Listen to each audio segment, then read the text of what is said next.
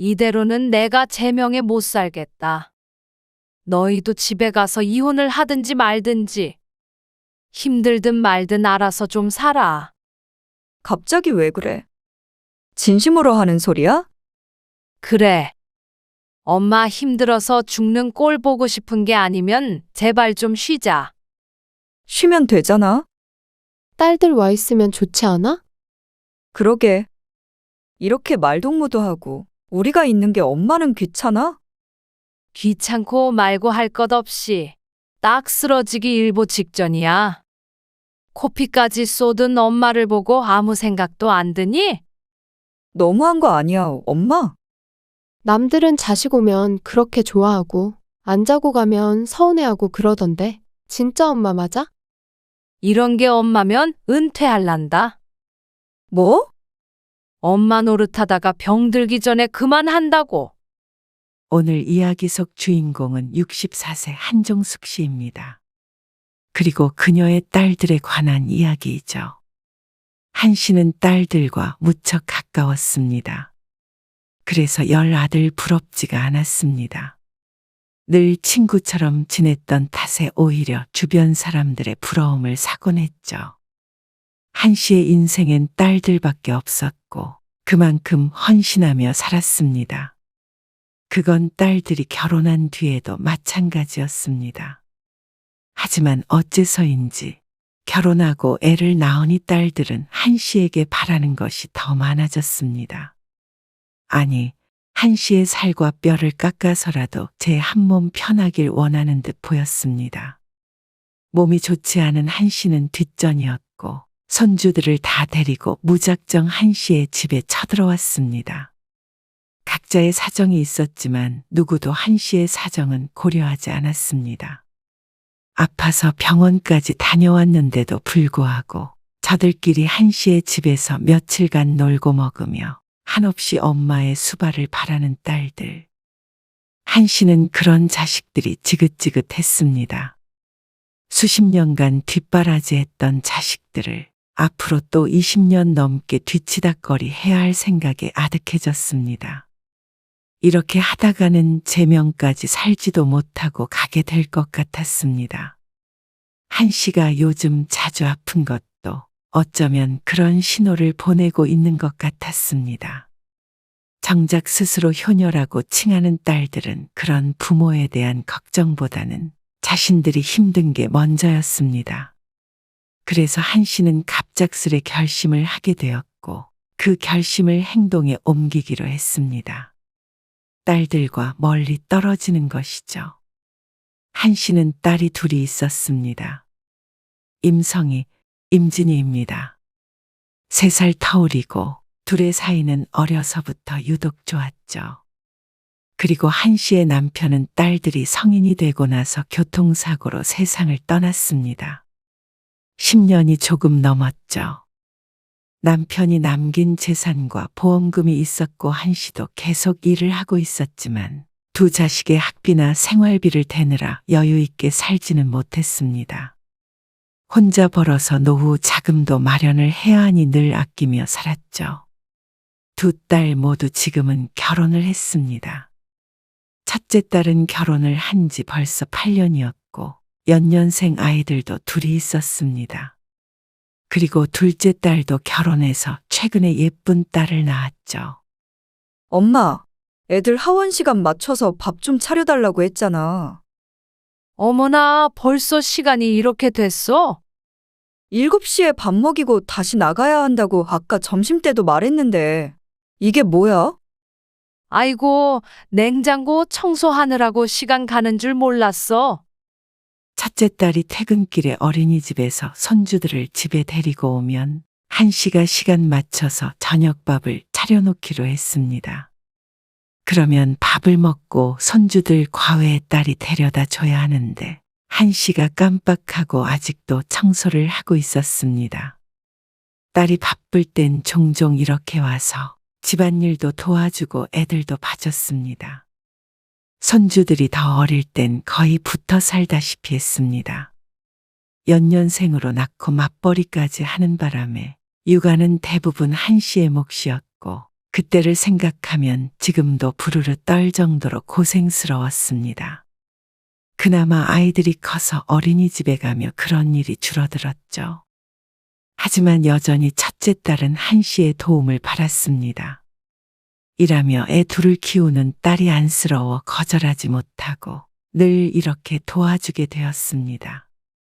지금 바로 차릴 테니까 얼른 애들 앉혀. 아, 시간 없어서 꼭 시간 맞추라고 했던 건데. 지금 차려서 언제 먹이고 언제 나가? 그래도 저녁은 먹여야 할 것 아니야. 이렇게 나가면 저녁 때를 놓치게 되는 손주들이 걱정되어 말하자 딸이 짜증을 냈습니다. 됐어. 나가서 그냥 샌드위치나 김밥 먹일게. 김밥을? 엄마 때문이잖아. 늦은 시간에 꼭 과외를 시켜야 하는 거야? 아직 초등학교도 입학 안 한 애들을. 다들 하는 거야. 내가 알아서 할게. 딸이 신경질을 내며 손주들을 다시 데리고 나갔습니다. 그 뒷모습을 보며 한씨가 망연자실해서 서 있었습니다. 아직 어린 아이들이 다니는 과외가 저녁 8시에 한다는 것도 이해 못할 일이었습니다. 하지만 자기 자식을 그렇게 키우겠다는데 한씨도 이 이상 잔소리할 수도 없었습니다. 원래는 딸이 오면 집에 가기로 했던 한씨였지만 미안한 마음에 밤에 간식이라도 챙겨 먹이라고 이것저것 먹을 것을 해놓고는 랩을 씌워 냉장고에 넣어두었습니다.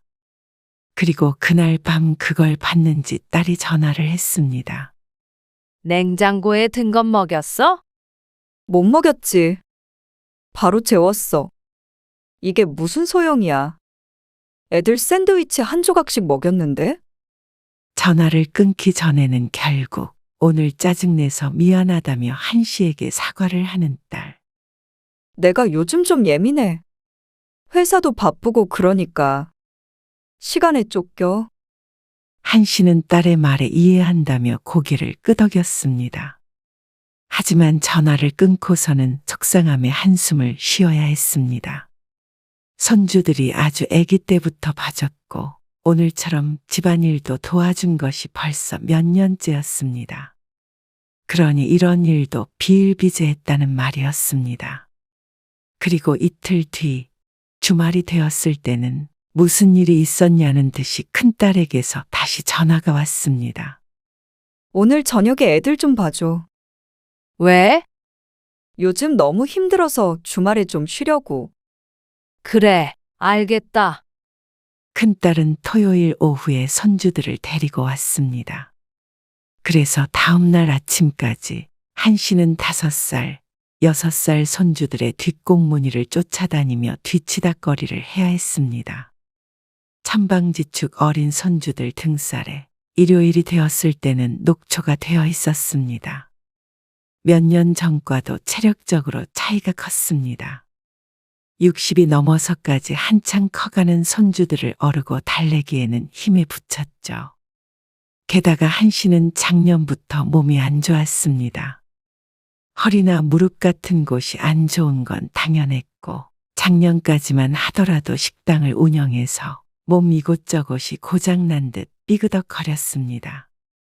허리는 디스크 수술을 한 번 했고 무릎은 주기적으로 주사를 맞고 있었습니다.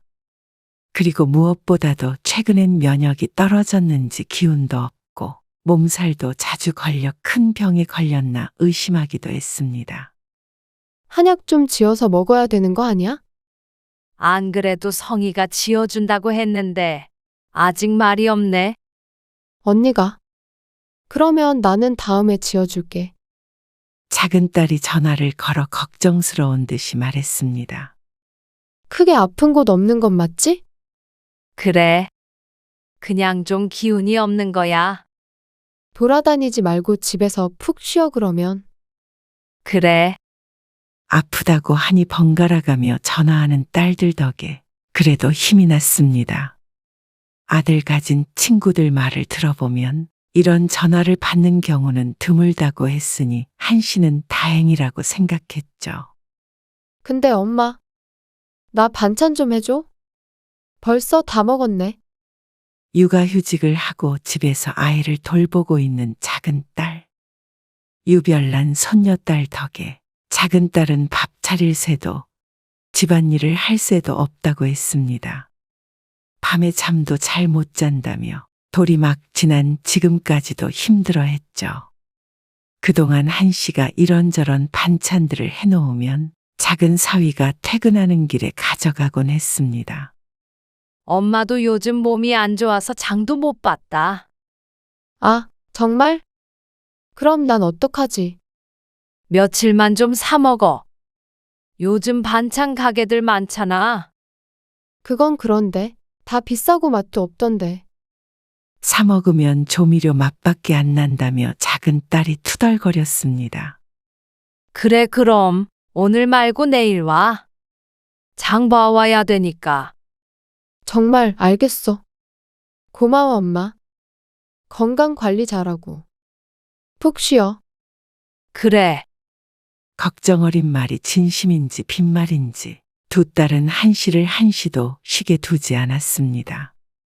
다음 날 반찬을 가지러 온다는 작은 사위 대신에 딸이 손녀딸을 안고 한씨의 집으로 찾아왔습니다. 진이 네가 웬일이야 갑자기. 연락도 없이 다짜고짜 찾아온 딸을 보며 한씨가 놀라서 물었습니다. 그러자 작은 딸이 미간을 찡그리며 말했습니다. 하루만 자고 가게.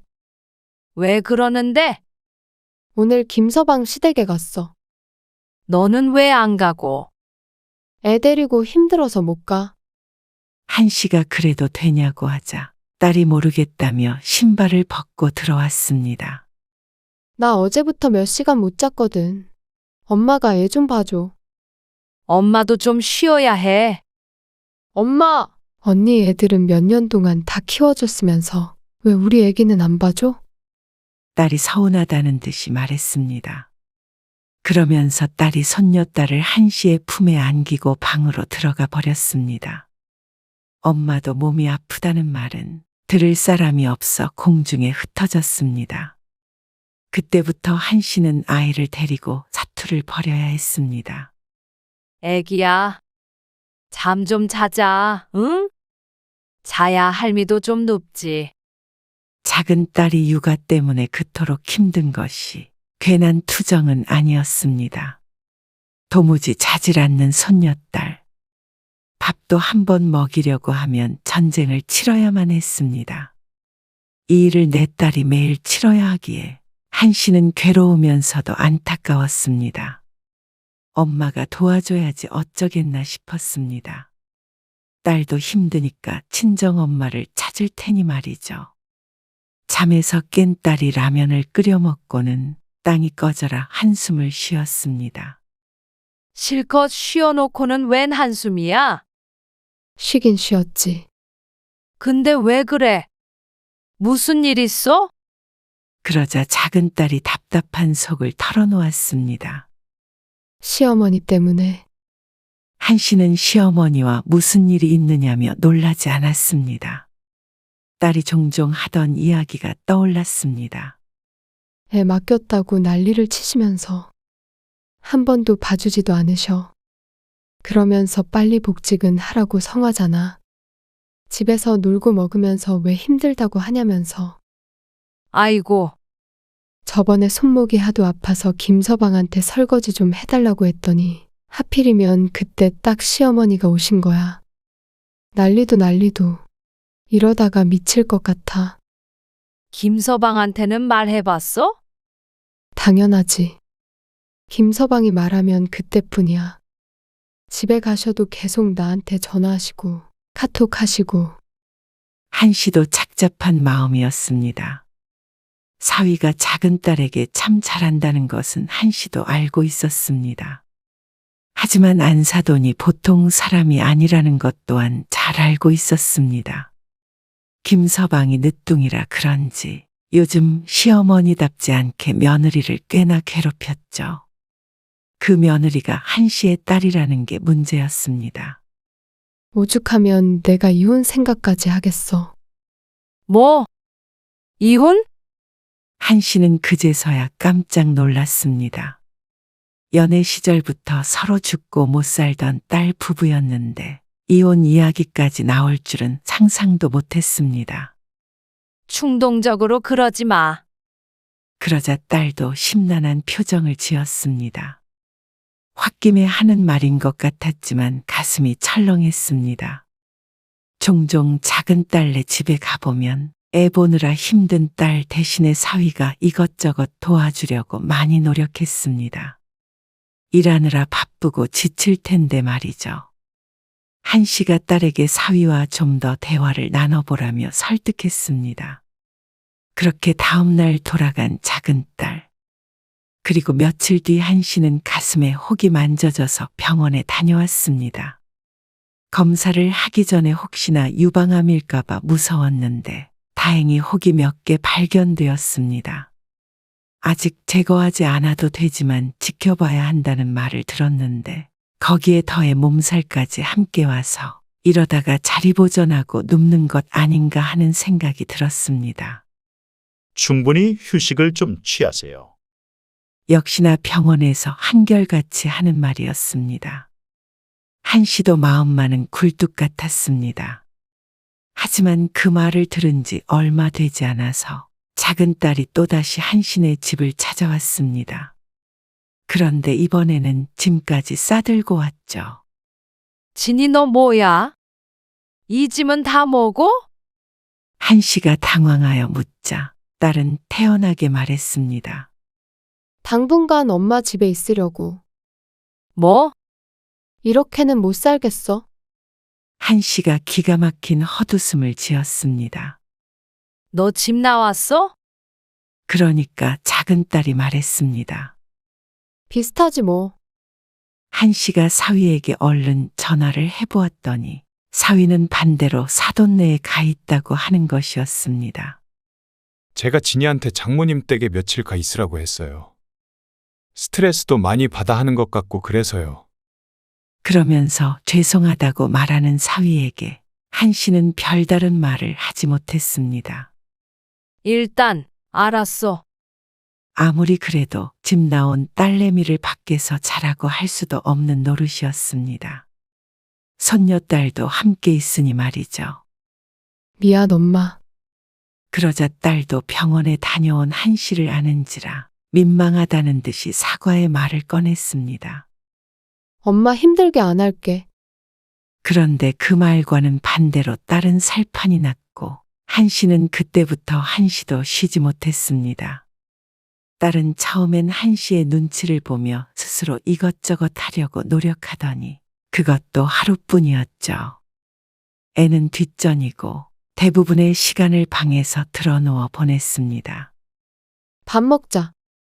엄마, 함께 식사하자는 뜻보다도 밥을 차려달라는 말이었습니다. 뭐가 맛있지? 닭도리탕 먹을까? 잊지도 않은 닭을 사다가 해바치라는 딸에게 기가 막힌 웃음을 지었습니다. 먹고 싶으면 해 먹어 좀.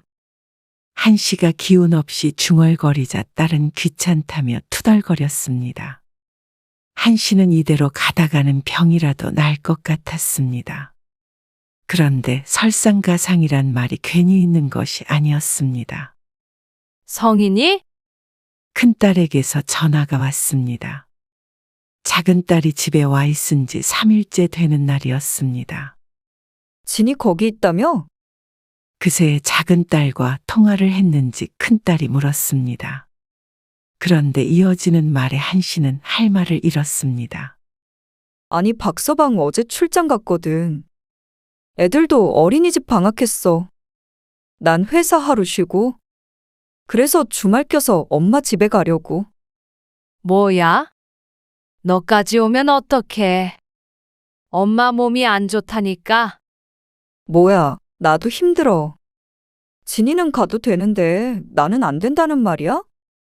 큰딸이 무척 서운해하며 중얼거렸습니다.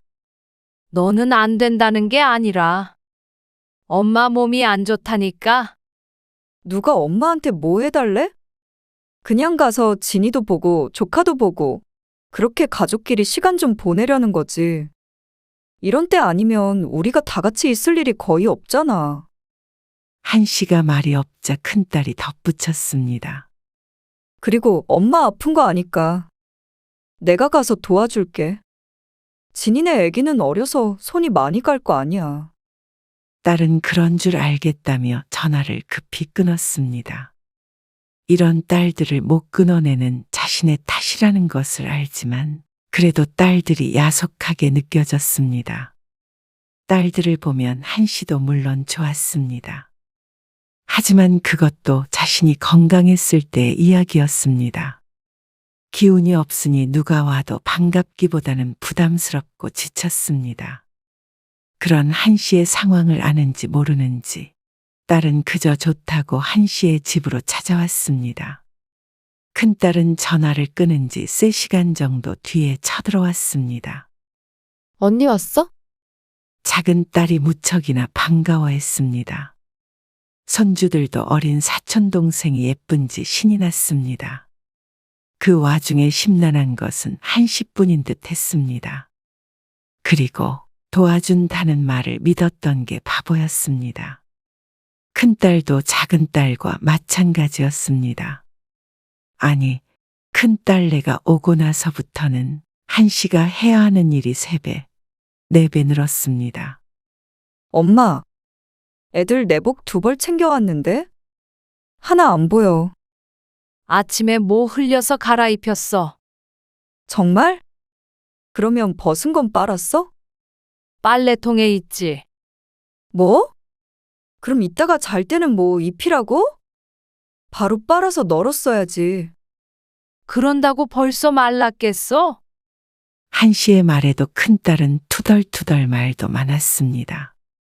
뻔히 음식을 흘렸던 것을 알고 있었을 텐데 이제 와서 한씨의 탓을 하는 딸이 어처구니가 없었습니다.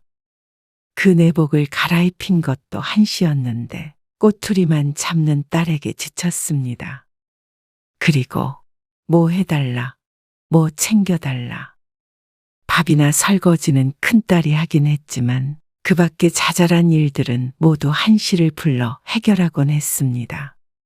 엄마, 그거 피야? 작은 딸의 목소리가 들리기 무섭게 인중을 가르며 뜨거운 무언가가 후두두 떨어지는 게 느껴졌습니다. 한씨가 황급히 고개를 젖혔습니다. 그러자 큰딸이 다가와서 호들갑을 떨었습니다. 어머, 엄마 코피나. 고개 젖히면 안 돼. 숙여야 된대. 그러면서 휴지로 코를 막아주는데 숨이 막혔습니다. 단순히 코가 틀어막혀서가 아니라 지금 한씨가 처한 상황이 답답해서 그런 것이 더 큰 듯했습니다. 2 딸이 놀라서 난리를 쳤고 큰딸이 집 앞에 있는 병원에 데려다 주었습니다. 수액 맞고 갈 테니까 집에 가 있어. 1~2시간 걸린다는 간호사의 말에 한씨가 큰딸을 돌려보냈습니다. 얼마 전에 검사한 결과 큰 병이 없는 건 알고 있었습니다. 단순히 피로해서 그런 것임은 알고 있었지만 이대로 지냈다가는 없던 병도 생길 것 같았습니다. 1시간 반 정도 수액을 맞으며 누워있자 설핏 잠에 들었습니다. 오히려 집보다 병원에서 더 마음 편히 휴식할 수 있었습니다. 그런데 몸을 추스르고 집으로 돌아온 한씨는 눈앞에 펼쳐진 난장판에 기함을 했습니다. 아이 셋이 어지른 거실을 치울 생각도 안 하고 2 딸이 식탁에 앉아서 깔깔대며 수다를 떨고 있었습니다. 엄마, 괜찮아? 병원에서 큰일은 아니라고 그러지? 그러게. 엄마는 아무것도 하지 말고 들어가서 자. 막 집으로 들어온 한씨에게 딸들이 호들갑스레 말했습니다. 그런 딸들을 착잡한 표정으로 바라보았습니다. 아무튼간 입으로만 효녀들이었습니다.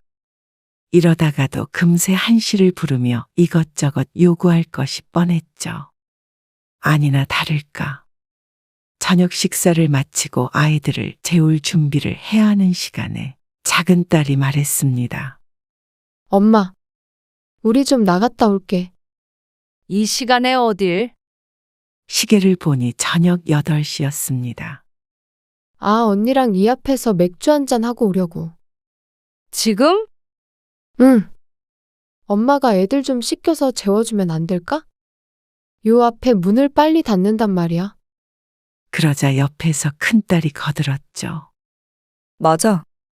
애들 재우고 엄마도 푹 자. 엄마 몸 안 좋으니까 우리끼리 나갔다 올게. 엄마도 우리가 없어야 조용히 잘 거 아니야. 마치 한씨를 배려라도 하는 듯한 말에 어처구니가 없었습니다. 더 정확한 해결책은 자신들이 없어야 한다는 사실을 모르고 있는 것처럼 보였습니다. 나가는 거는 마음대로 하는데 애들을 엄마 혼자 어떻게 씻겨? 그냥 세수랑 양치만 시켜줘. 너희가 하고 가. 양심이 있니? 한씨가 차갑게 이야기하자 그제서야 두 딸이 서로의 눈치를 보며 각자 자기 자식들을 씻겼습니다. 한씨는 그동안의 안방에 누워 잘 준비를 했습니다. 아이들까지 재우고 말고 할 체력도 없었죠. 1시간쯤 뒤에 현관문이 열렸다 닫히는 소리가 희미하게 들렸고 한씨도 잠에 빠져들었습니다. 그리고 깊게 잠들지 않았던 것 같은데 쾅쾅대는 소리에 잠에서 깼습니다. 시계를 보니 누운 지 몇 분 지나지 않아 있었습니다. 옆을 보니 돌쟁이 손자는 함께 자고 있었죠. 이번에는 초인종이 울렸습니다.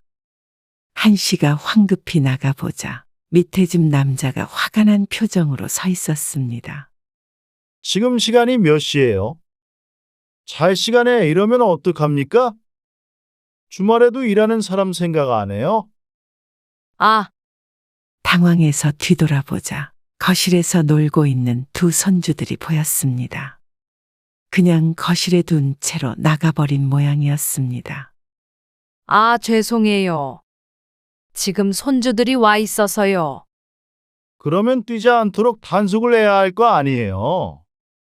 내가 참아보려고 해도 멈출 생각을 해야 말이죠. 죄송합니다. 지금 재울 거예요. 한씨가 민망한 표정으로 연신 사과하자 이웃 남자도 헛기침을 하고는 내려갔습니다. 한씨는 뒤돌아 서서 두 손으로 얼굴을 문질렀습니다. 더 이상 견디기가 힘들었습니다. 손주들을 방에 눕혀놓고 한씨가 그 옆에서 다시 잠을 청했습니다.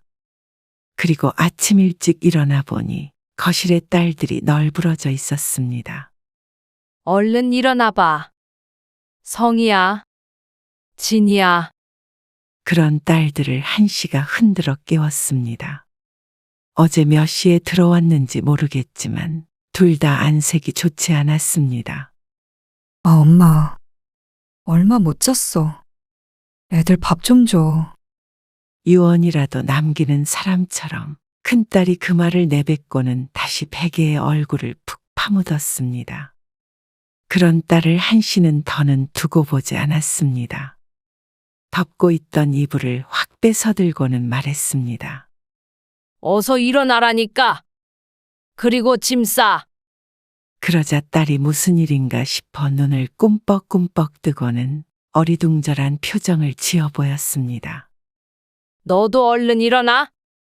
옆에 누워있던 작은 딸에게도 똑같이 하자 딸들이 물먹은 손마냥 흐느적거리며 일어나 앉았습니다. 아, 왜 그래? 그리고 진작부터 일어나 있던 손주들은 그 뒤에서 놀고 있었습니다. 어서 짐 싸서 너희 집으로 돌아가. 갑자기 그게 무슨 말이야? 이대로는 내가 제명에 못 살겠다. 너희도 집에 가서 이혼을 하든지 말든지. 힘들든 말든 알아서 좀 살아. 그러자 딸들이 황당한 표정을 지으며 대꾸했습니다. 갑자기 왜 그래? 진심으로 하는 소리야? 그래. 엄마 힘들어서 죽는 꼴 보고 싶은 게 아니면 제발 좀 쉬자. 쉬면 되잖아. 어쩜 30 넘어서도 이렇게 철이 없는지 몰랐습니다. 딸들 와 있으면 좋지 않아? 그러게. 이렇게 말동무도 하고 우리가 있는 게 엄마는 귀찮아? 귀찮고 말고 할 것 없이 딱 쓰러지기 일보 직전이야. 코피까지 쏟은 엄마를 보고 아무 생각도 안 드니? 황당한 마음에 대꾸하자 딸들은 오히려 한시 보고 너무한다며 볼멘 소리를 했습니다. 그렇다고 힘들어서 친정 찾아온 딸들을 이렇게 아침부터 깨워서 쫓아내? 너무한 거 아니야. 엄마!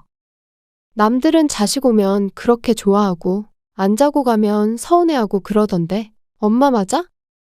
제 딴에는 그냥 하는 소리일지 몰라도 한시는 엄마가 맞냐는 그 말에 뚜껑이 열리는 기분이 들었습니다. 이런 게 엄마면 은퇴할란다. 뭐? 엄마 노릇하다가 병들기 전에 그만한다고. 그러고는 당황해하는 딸들의 짐을 현관 앞에 던져 놓았습니다. 그러자 사태의 심각성을 알았는지 딸들이 주섬주섬 짐을 챙겼습니다. 그리고 나갈 때는 기가 막히다며 씩씩거렸죠. 엄마 이러고 나중에 딸밖에 없네 어쩌네 하지 마. 우리 진짜 서운하니까. 한시는 대꾸하지 않고 현관문을 닫았습니다. 그러자 집안은 쥐 죽은 듯이 고요해졌습니다. 한시의 입에선 긴 한숨이 나왔습니다. 안도의 한숨이었습니다. 딸들이 서운해서 당분간 연락을 끊은데도 할 수 없다고 생각했습니다. 하지만 그런 한시의 생각을 비웃듯 딸들은 한 달도 지나지 않아서 또 연락을 해왔습니다. 내가 삐지긴 했었는데? 그래도 딸이니까 참았어. 누가 참았다는 건지 어이없는 말을 하던 딸은 또다시 애 좀 맡아달라고 하기도 했고 반찬을 해달라고 하기도 했습니다. 두 딸이 작정한 듯 다시 괴롭혀대는 딸들이 한시는 지긋지긋했습니다. 또 머리로 피가 몰리는 것 같아서 심호흡을 해야 했습니다. 그리고 그날 한시는 부동산에 집을 내놔버렸습니다. 이렇게까지 할 생각은 없었지만 더는 견딜 수가 없었습니다. 설마 금방 팔리겠나 싶었는데 한시의 집은 보름 만에 계약할 사람이 나타났습니다. 그제서야 딸들에게 말을 하니 둘 다 난리가 났죠. 이사를 간다고? 그래. 갑자기 무슨 이사야? 어디로? 한시는 고향으로 내려가겠다고 했습니다. 그래도 늙음하게 기댈 사람들이 있는 곳으로 가야 하니 말이죠. 고향에는 한시의 남동생도 있었고 친척이나 친구들도 여럿 있었습니다. 하지만 딸들은 기함을 했습니다. 그럼 거기 가려면 차 타고 3시간은 가야 하잖아. 딸들은 그러면 자신들이 어떻게 오냐며 놀랐습니다. 한시는 그래서 딱 좋다고 생각했습니다. 대도시라 큰 병원도 있었고 노후를 보내기에 전혀 불편함이 없을 것 같았습니다. 무엇보다도 딸들과 왕래하려면 큰 맘을 먹어야 했기 때문에 오히려 명줄이 늘어날 것 같았죠. 딸들의 아우성은 무시한 채로 한시는 이사를 했습니다. 그리고 시간이 지날수록 후회했습니다. 힘들어서가 아니라 왜 진작에 이사하지 않았나 싶어서 후회스러웠죠. 너무나도 편한 삶이었습니다. 너희는 거리가 머니까 명절 때나 시간 나면 한 번씩 와. 너무 멀어서 힘들면 엄마도 건강 좀 회복하고 시간 있을 때 한번 올라가든지 할게. 태연하게 말하는 한시에게 딸들은 죽는 소리를 했습니다. 그래봤자 시집 이야기, 육아 이야기 등이었습니다. 너희 인생이고 너희가 선택한 삶이니까 극복해봐. 힘들면 박서방이나 김서방하고 잘 상의를 해보고. 엄마도 엄마 인생 좀 살자. 처음 1년은 연락도 뜸했고 딸들도 괴로워했습니다. 하지만 시간이 지날수록 오히려 서로에게서 독립된 것 같아서 장점이 더 컸습니다. 보고 싶을 때 자주 보지 못하니 더욱 애틋하기도 했죠. 여러모로 잘한 선택이었습니다. 딸들과는 종종 전화하면서 서로 소식을 전하면 반가웠습니다. 몸이 멀어지니 오히려 마음의 거리는 가까워지는 것 같았습니다. 한 씨는 딸들과 전화를 끊고 집을 나섰습니다. 요즘엔 동네 친구들과 공원에서 산책도 하고 시간도 보내는데 그게 그렇게 활력을 주었습니다. 한 씨는 더 이상은 기운이 없지도 코피를 쏟지도 않았습니다.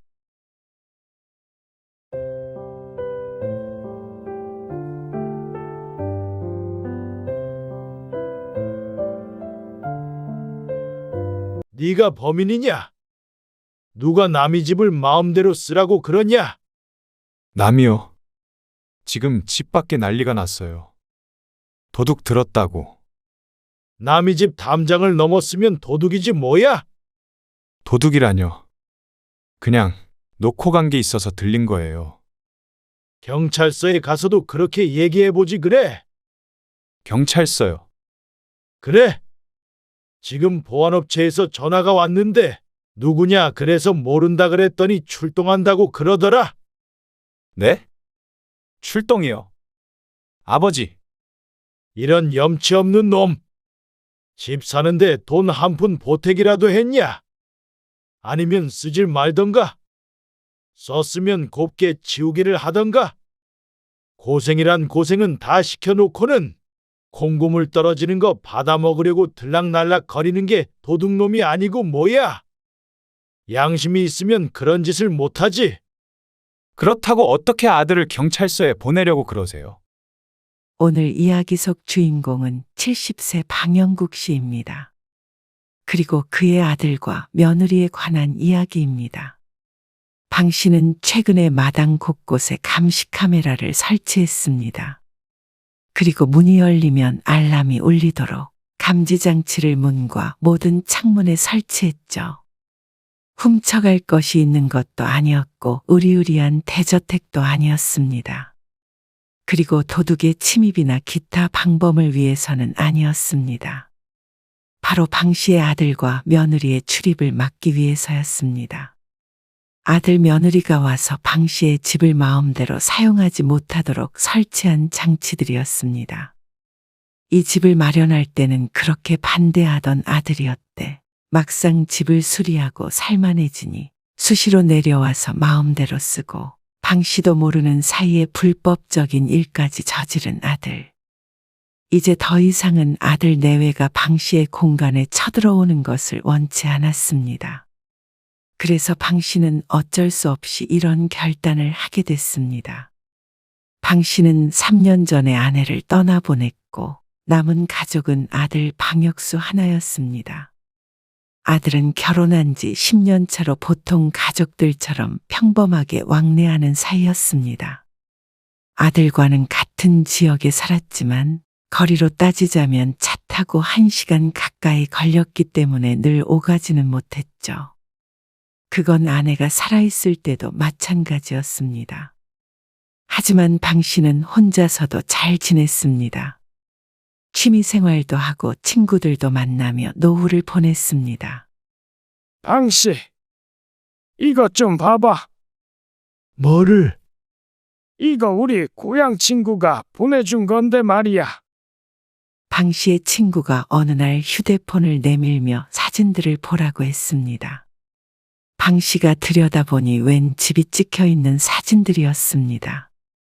이게 뭔데? 날 왜 보여주는 거야? 방 씨가 의아해서 묻자 친구가 대답했습니다. 아, 귀농하고 싶다며. 친구의 말은 틀림이 없었습니다. 그동안 방 씨가 시골에서 살고 싶다며 노래를 부르고 다녔던 것을 기억한 듯 했습니다. 방 씨는 늘 도심에서 벗어나 살고 싶은 꿈이 있었습니다. 어린 시절에 살았던 정겨운 그런 마을과 그런 집 말이죠.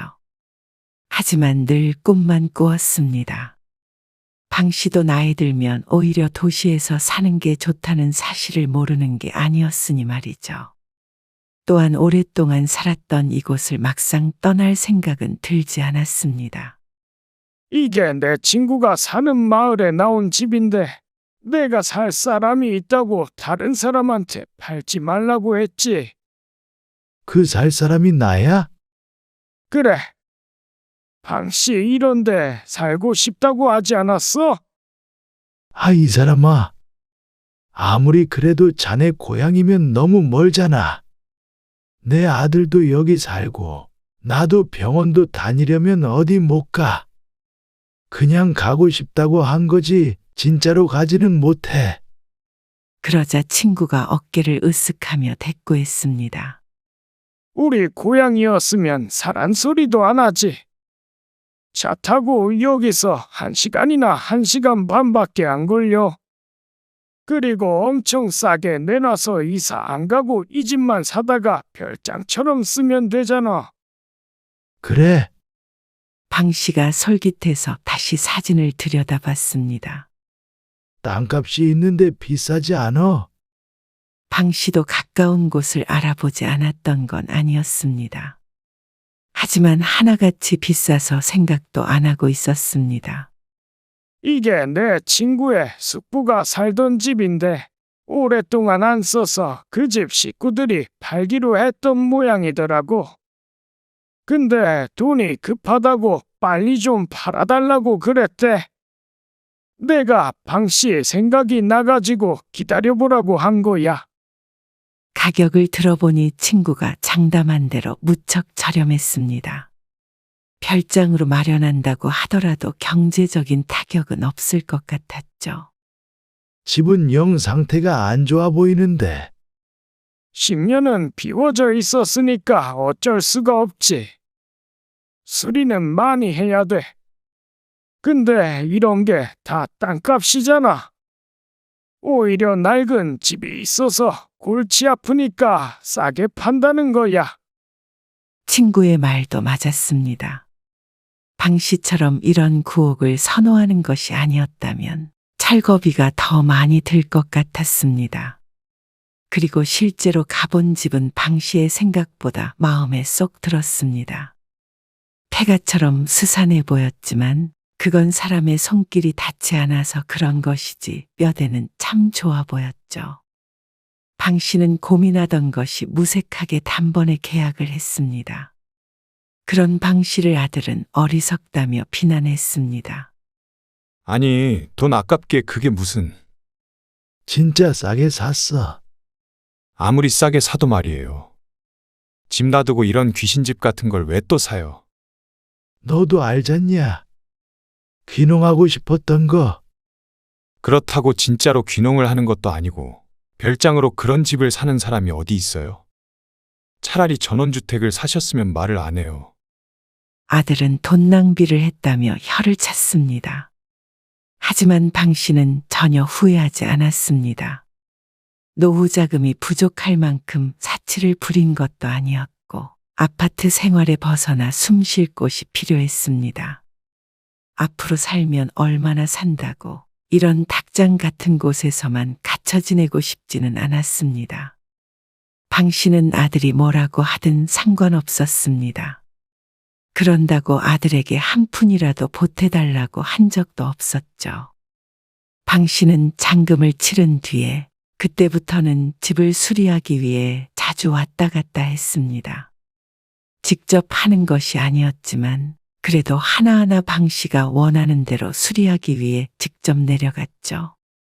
주변에 편의시설 하나 없는 한적한 곳이었지만 방 씨는 더없이 만족스러웠습니다. 가까이에 이런 마을이 다 있나 싶었습니다. 저 집이 옛날에는 무지 잘 살았다고요. 그냥 지은 집이 아니고 주변 땅은 진작에 다 팔아버려서 그렇지만 아무튼간 이 집은 진짜 잘 산 거예요.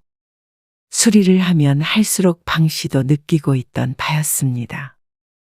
막 지은 집이 아니고 정말로 뼈대가 있는 한옥 집이었습니다.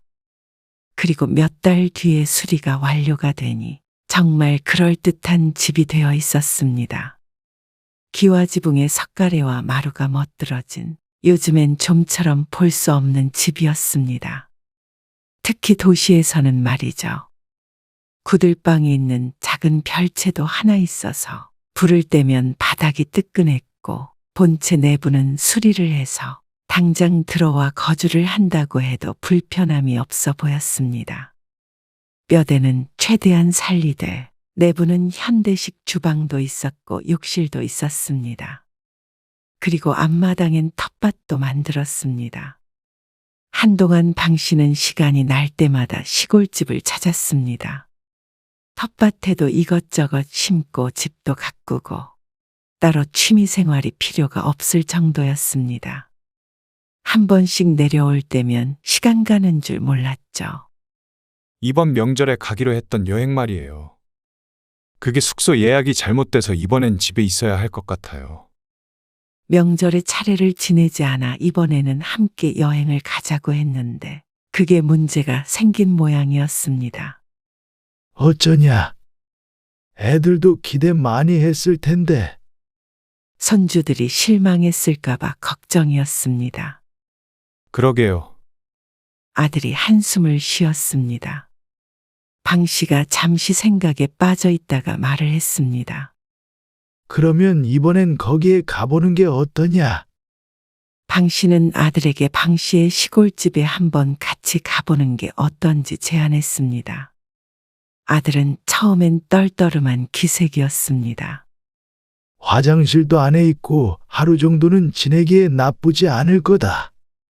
그런데 사진을 몇 장 보내주자 아들의 마음을 돌렸습니다. 생각보다 쓸만해 보였는지 그곳에서 하룻밤 묵겠다고도 했습니다. 그리고 명절이 되었을 때 다 함께 도착한 집. 아들도 놀라고 며느리도 놀랐습니다. 그리고 손주들은 무척 좋아했죠. 생각보다 정말 좋은데요, 아버님.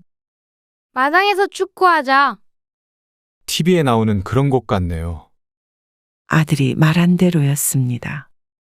잘 꾸며 놓으니까 요즘 TV에서 연예인들이 숙소로 쓸 법한 그런 멋진 한옥이었습니다. 이런 마루에는 처음 앉아봐요. 며느리도 무척 신기한 듯 두리번거렸습니다. 내부도 잘 고치셨네요. 아들은 그렇게 못마땅하게 여겼던 집이 생각보다 좋은 듯 했습니다. 상당히 운치가 있다며 중얼거리는 소리가 들렸습니다. 이곳에서 거주하기에는 편의시설이 가까이에 없어서 불편할지 몰라도 이렇게 하루 이틀 머물다 가는 건 무척 좋았습니다. 상추 좀 따다가 고기 구워서 먹자. 방 씨는 창고에서 큰 솥뚜껑을 들고 나왔습니다. 너희는 이런 데다가 고기 구워 먹은 적 없지? 손주들이 너도나도 상추를 뜯었습니다. 며느리도 텃밭에 난 채소들을 뜯어다가 주방으로 들어갔습니다. 가깝고 좋네요. 마당에 둘러앉아서 고기를 먹으며 아들이 말했습니다. 그렇지. 왔다 갔다 힘들지도 않고 이렇게 쉬다 가기 너무 좋아. 그러게요. 휴가마다 와도 되겠어요. 여름에 오면 더 좋겠는데요. 그럼 요 앞에다가 물 받아놓고 애들 놀기에도 좋지. 서울에 이런 데가 어디 있겠어? 아닌 게 아니라 요즘에 이런 거 사다가 숙박업 하는 사람들도 많아요. 숙박업? 네. 하루씩 빌려주고 돈 받는 거죠. 호텔이 아니라? 오히려 여기가 특색이 있어서 더 인기 있을 것 같은데요? 좀 색다르고 한적하게 지내고 싶은 사람들이 인터넷에서 보고 빌리고 하는 거죠. 그래. 신기하구만. 그렇다니까요. 이런 집도 그렇게 빌려주면 비싸요. 한 20만 원은 충분히 받을 것 같은데, 아니, 30. 하룻밤 자는데. 네. 아들의 말에 방 씨가 그러느냐며 고개만 끄덕였습니다.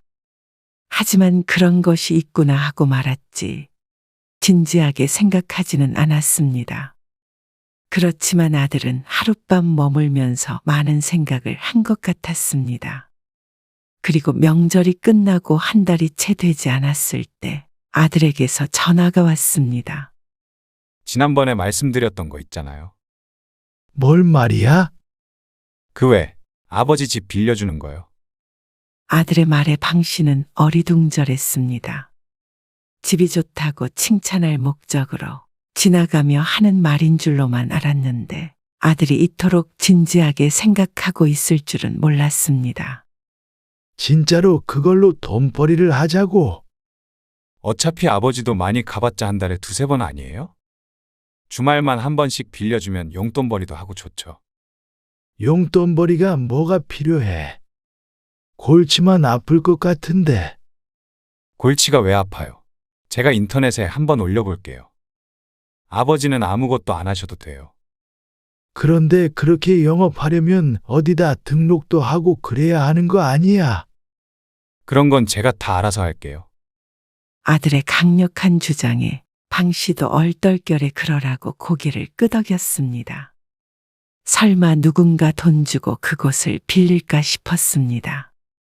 그렇게 한참을 있다가 아들에게 누가 예약을 했다며 전화가 왔습니다. 대문 비밀번호를 알려주겠다고 하길래 알아서 하라고 했는데 아들이 방 씨에게 10만 원을 입금했습니다. 20만 원 받았는데요. 이런저런 비용 빼고 10만 원 입금해 드릴게요. 얼떨떨했습니다. 정말 20만 원이나 주고 그런 시골집에 머무는 사람들이 있나 싶었죠. 아들은 의기양양하게 말했습니다. 어때요? 괜찮을 것 같죠? 그러네. 내려가서 한 번씩 정리만 하면 될 것 같아요. 물론 그 정리라는 건 방 씨의 몫이었던 모양이었습니다. 10만 원을 받고 3일이 지났을 때 방 씨가 시간을 내서 내려간 날 집 상태를 보고 깜짝 놀랄 수밖에 없었습니다. 누군가 사용하고 갔으니 어수선한 것은 물론이었고 무척 지저분했습니다. 먹었던 것들이 마당에 널브러져 있었고 텃밭은 무언가 한 차례 밟고 간 듯 망가져 있었습니다. 또 설거지는 했는지 말았는지 음식물이 묻은 식기들이 싱크대 옆에 뒤집어져 있었습니다.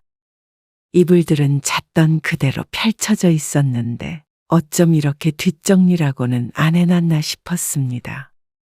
실내 실외할 것 없이 너무 더러웠죠. 아니, 이건 또 왜 이래? 설상가상으로 변기는 물도 내려가지 않았고 구들방은 아궁이가 막혔는지 제대로 뜨거워지지도 않았습니다. 방 씨는 이틀 내내 집을 치웠습니다. 그리고 고장난 것들도 고치느라 여러 사람을 불러야만 했습니다. 방 씨는 이불을 세탁기에 넣으며 아들에게 전화를 했습니다. 혁수야, 이게 무슨 일이냐? 이거 진짜 안 되겠다. 왜 그러시는데요? 이거 문고리도 망가져 있고 말이야. 성한 데가 없어. 한두 명이 왔다 간 것 같지도 않고 말이야. 이거 수리비라도 받아야 할 것 같은데. 수리비요? 10만 원 받았는데 수리비는 30은 들게 생겼는데 이거 어쩌냐? 방 씨는 이불을 세탁기에 돌리고 다리가 부러져 누워있는 의자를 세웠습니다. 아, 수리비를 어떻게 받아요? 왜 못 받아? 고장냈으면 수리비는 줘야 할 것 아니야. 아니, 그래도 이게 정당하게 허가를 내고 한 장사도 아닌데. 뭐? 그런 건 다 알아서 한다며? 방 씨가 황당한 마음에 대꾸하자 아들이 대답을 피했습니다. 금방 그렇게 되는 게 아니라며 말이죠. 그랬다면 돈을 받지 말았어야 하는 건데 아들이 알아서 한다는 소리를 믿은 게 잘못이었습니다. 불법적인 일까지 해가며 방 씨의 집을 망가뜨릴 생각은 전혀 없었습니다. 애초에 누군지도 모르는 사람들에게 집을 빌려주는 게 아니었다며 무척 후회했습니다. 이제는 그런 거 안 한다. 수리비도 못 받는다고 하니까 어쩔 수 없는데. 이제는 다른 사람들한테 안 빌려줄 테니까 그 홍보라는 것도 하지 말어. 아, 아버지. 갑자기 그러시면 어떡해요. 또 예약한다는 사람이 있는데 그 돈 받아서 메꾸면 되잖아요. 아, 배보다 배꼽이 더 크겠다. 방 씨는 단호하게 말하고 전화를 끊었습니다. 아들은 무척 떨떠름한 기색을 보였지만 2번 똑같은 일을 할 생각은 전혀 없었죠. 그 뒤로 방 씨는 한동안 몸이 좋지 않았습니다. 그래서 병원에 왔다 갔다 하느라 시골집에 내려가질 못하고 있었습니다. 그렇게 3주 정도가 지났을 때 방 씨는 좀 오래 머물다 올 생각으로 짐을 쌌습니다. 몸도 안 좋으니 차가 지나다니는 소리도 듣기가 싫고 한적한 곳에서 좀 쉬다가 오고 싶었습니다. 그런데 시골집에 도착해서 깜짝 놀랐습니다. 대문을 열고 들어갔는데 펼쳐진 광경이 가관이었습니다. 방 씨는 아들에게 전화를 걸었습니다. 혁수, 너 여기 내려왔었냐? 아, 아버지 집이요? 네. 지난 주말에요. 아니, 그러면 좀 치워놓고 갔어야지. 아, 지저분해요? 그건 이렇게 해놓고 간 네가 더 잘 알지 않겠냐? 방 씨는 불만 섞인 말투로 말했습니다. 마당에 널브러져 있는 담배꽁초를 암담한 표정으로 쳐다보았습니다. 겨우 정리해놨던 텃밭도 어느새 또다시 엉망이 되어 있었습니다. 죄송해요. 시간이 없어서 못 치우고 왔어요. 다행히도 망가진 것은 없었지만 이러면 모처럼 쉬러 와서 또다시 청소만 해야 할 듯 했습니다. 방 씨는 깊은 한숨을 내쉬었습니다. 그렇다고 서울에 있는 아들을 청소하라고 부를 수도 없는 노릇이었습니다. 방 씨는 말도 없이 와서 집을 쓴 것에 대해서는 추궁하지 않았습니다. 다만 다음에 내려오면 제대로 정리해 놓고 가란 잔소리는 했죠. 알겠어요. 다음부터 그렇게 할게요. 이왕 생긴 집, 아들도 쓰는 것에 대해서는 불만이 없었습니다. 모르는 사람이 쓰는 게 아니라 가족이라면 방 씨도 기쁜 마음으로 빌려줄 수 있었습니다. 전화를 끊고 마당에 쭈그려 앉아서 담배꽁초를 줍다가 방 씨는 문득 생각했습니다. 가만, 이놈이 담배 끊은 지가 10년은 됐을 텐데. 첫 손주를 가지고 나서 담배를 끊었던 아들이었는데 웬 담배꽁초인가 싶었습니다. 순간 며느리의 얼굴이 떠올랐지만 그건 아닌 듯 했습니다. 이놈이 다시 담배를 피나? 참 건강 생각하라니까. 방 씨가 혀를 차며 청소를 이어갔습니다. 그리고는 대수롭지 않게 넘겼죠.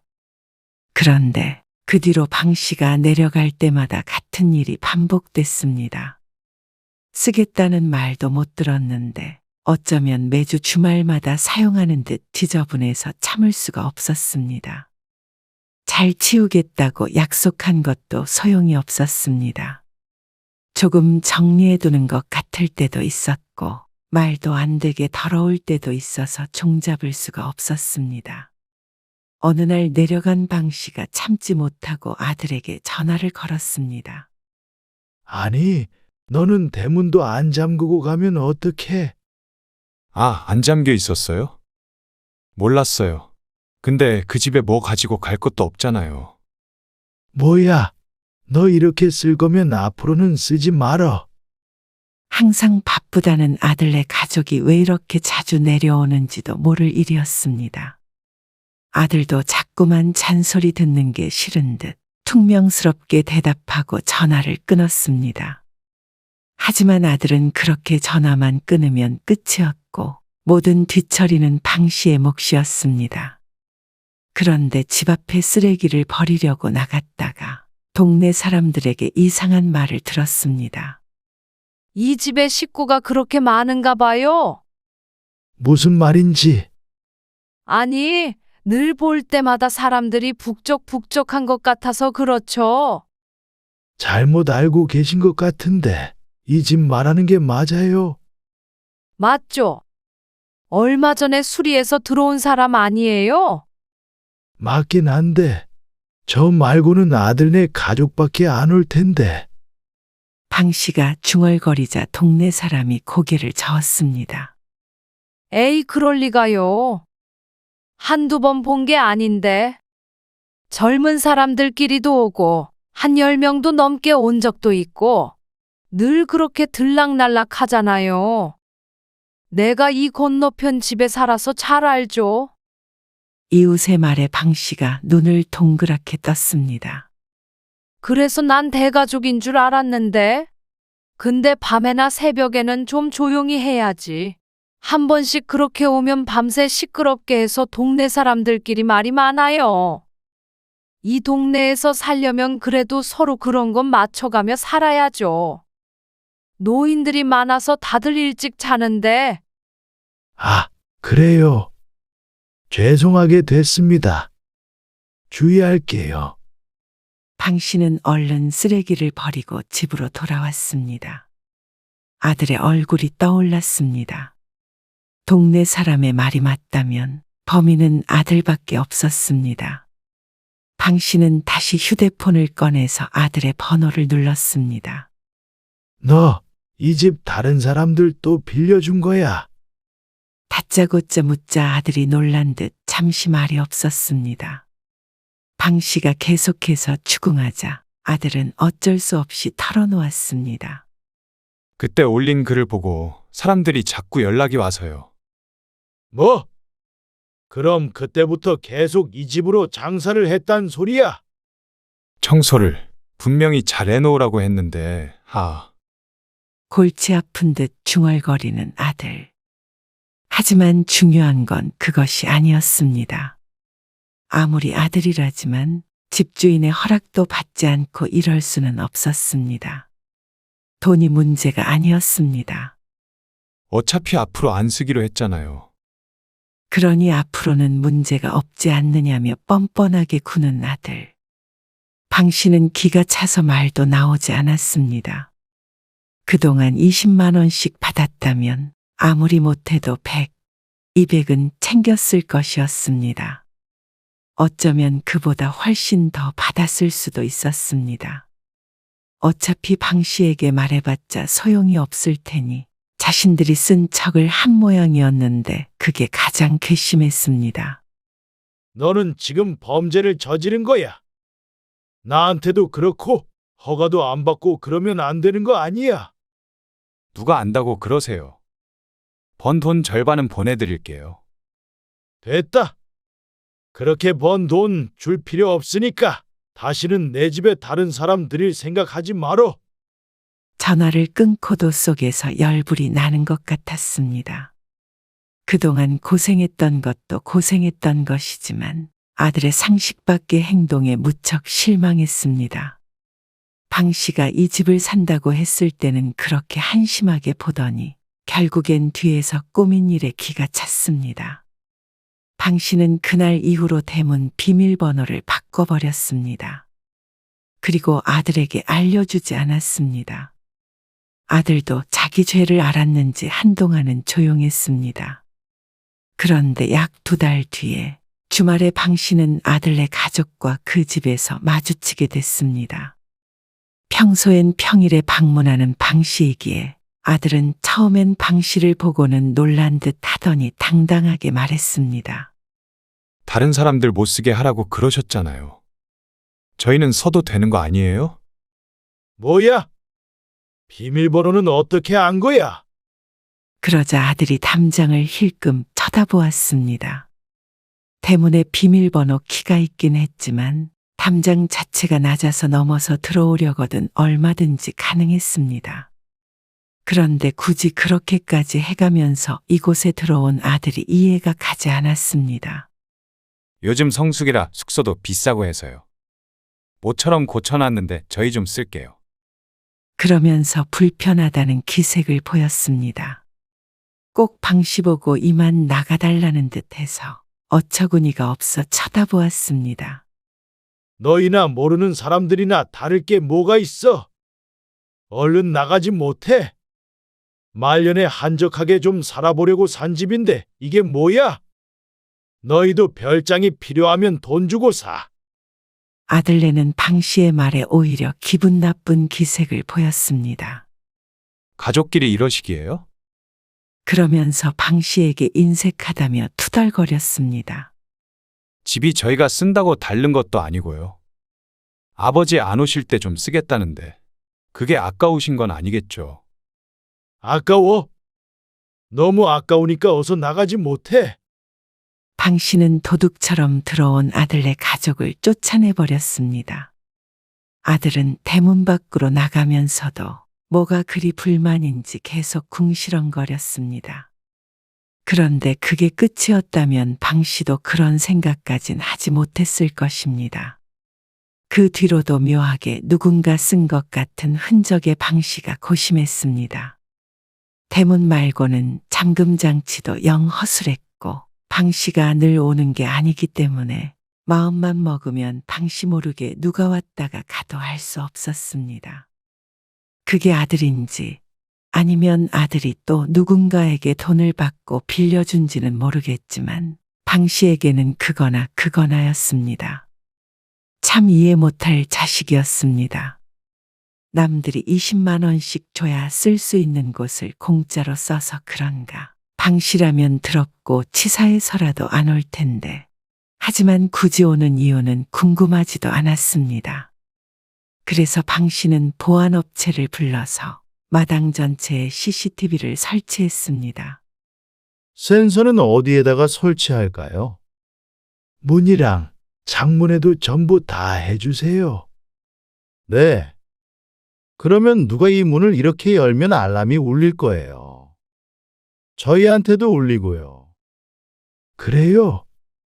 그리고 휴대폰으로도 확인할 수 있다며 보안업체 직원이 방 씨의 휴대전화에도 무언가 설치해줬습니다. 매달 돈이 나가긴 했지만 이걸로 침입자를 막을 수 있다면 아까운 돈도 아니었습니다. 그리고 서울로 올라온 어느 날 방 씨의 휴대폰이 울렸습니다. CCTV 화면을 확인해 보니 누군가 집 안으로 들어가려다 말고 마당 주변을 두리번거리고 있었습니다. 마당에서도 알람이 울리는지 당황한 모습이었죠. 잠시 뒤에 보안업체에서 전화가 왔고 아는 사람이라고 이야기한 뒤에 전화를 끊었습니다. 그러고도 한동안 알람이 울렸는지 마당 밖을 비추는 CCTV에는 동네 사람들이 모여든 것도 보였습니다. 그러자 아들에게서 전화가 왔습니다. 아니, 너무한 거 아니에요? 이게 다 뭐예요? 네가 범인이냐? 누가 남의 집을 마음대로 쓰라고 그러냐? 범인이요? 지금 집 밖에 난리가 났어요. 도둑 들었다고. 남의 집 담장을 넘었으면 도둑이지 뭐야? 도둑이라뇨. 그냥 놓고 간 게 있어서 들린 거예요. 경찰서에 가서도 그렇게 얘기해보지 그래? 경찰서요. 그래? 지금 보안업체에서 전화가 왔는데 누구냐 그래서 모른다 그랬더니 출동한다고 그러더라. 네? 출동이요. 아버지. 아들이 무척 당황스러운 투로 다그쳤습니다. 방 씨는 혀를 끌끌 차며 말했습니다. 이런 염치 없는 놈. 집 사는데 돈 한 푼 보태기라도 했냐? 아니면 쓰질 말던가? 썼으면 곱게 치우기를 하던가? 고생이란 고생은 다 시켜놓고는 콩고물 떨어지는 거 받아먹으려고 들락날락 거리는 게 도둑놈이 아니고 뭐야? 양심이 있으면 그런 짓을 못하지. 그렇다고 어떻게 아들을 경찰서에 보내려고 그러세요? 나는 아무것도 모르고 그냥 누가 집에 들어왔다길래 모르는 일이라고 했다. 맞잖냐? 이번 일을 교훈 삼아서 다음부터는 발길도 하지 말아라. 방 씨가 전화를 끊자 아들이 다시 전화를 걸었습니다. 그 전화를 거절하고 다시 CCTV 화면을 보자 안절부절하고 있는 아들의 모습이 보였습니다. 아무도 출동하지 않겠지만 한참 거기서 서성거릴 아들을 보니 쌤통이었습니다. 아들은 1시간 가까이 마당에서 앉았다 섰다 하더니 결국 눈치를 보며 집 밖을 나섰습니다.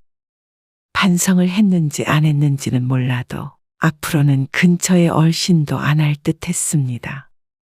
아들이 집을 떠난 뒤에 장문에 메시지가 왔습니다. 죄송하다는 말과 함께 그동안 집을 빌려주고 받았던 돈은 돌려주겠다며 돈도 보내왔습니다. 콩밥 먹기 어지간히 싫었나 보지. 그리고 얼마 뒤에 내려가니 동네 사람들이 말을 걸었습니다. 아니, 지난번에 난리가 났었는데, 비용비용하고 말이에요. 집에 뭐 대단한 거 감춰놨어요. 무슨 카메라를 저렇게 설치해놨어요. 재벌집도 아니고.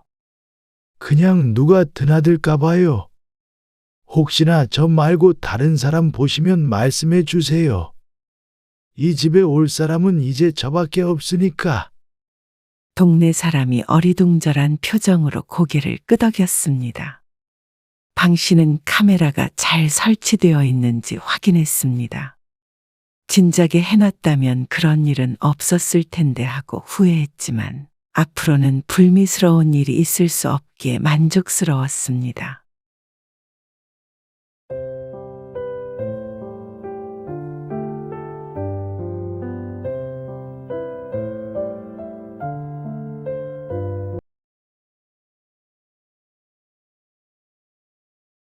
누가 자주 간대? 근데 한 번쯤은 초대해 줄 수 있는 거 아니야? 그게 예의 아니냐고. 아, 바빴잖아요. 처가 식구들한테 쓸 시간은 많고? 그러면 2주 뒤에 서영이 출장 가거든요. 그때 오세요. 왜? 서영이가 우리는 집으로 부르지 말래? 그게 아니고요.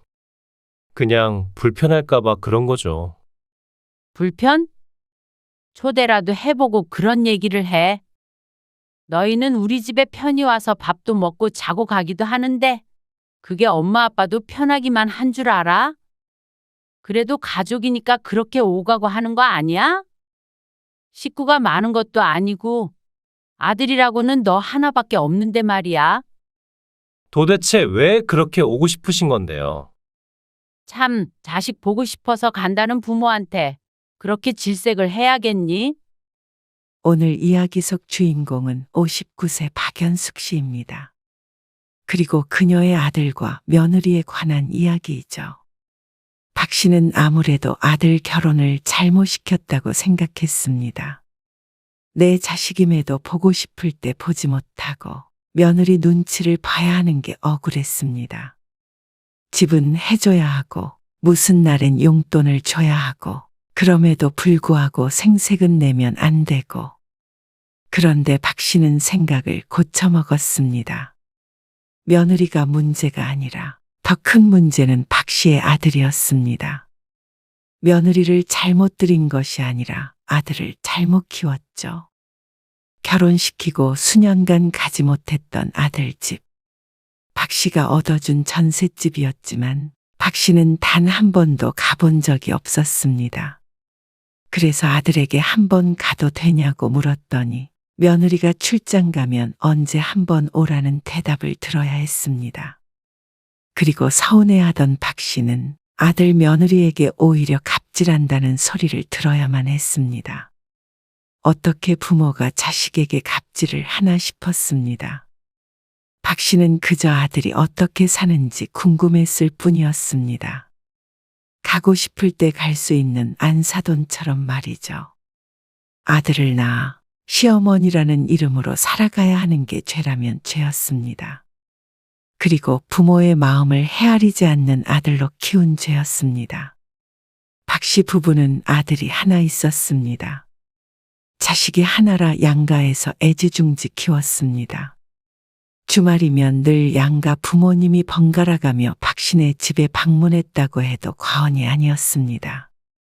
박 씨의 아들 조민호를 보기 위해 말이죠.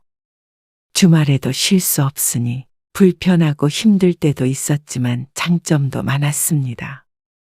가족 간 무척 가까웠고 화목했습니다. 그리고 때로는 아이를 맡기고 남편과 나가서 시간을 보내기도 했습니다. 그리고 떠올려 보면 박 씨의 그 옛날 어린 시절도 늘 부모님, 조부모님, 친척들까지 항상 북적북적하게 산 것 같았습니다. 그래서 박 씨는 당연히 그게 가족이라고 생각했습니다. 내 아들이 커서 결혼을 해도 그런 새로운 가족이 생긴다고 여겼습니다. 박 씨의 아들은 30이 되던 해에 결혼을 했습니다. 결혼 비용이나 집 같은 건 어떻게 하기로 했어? 결혼한다는 말만 들었지 구체적인 계획에 대해서는 말이 없길래 박 씨가 먼저 물었습니다. 그러자 아들이 조금 망설이는 듯한 모습으로 대답했습니다. 그게 생각 중이에요. 무슨 생각?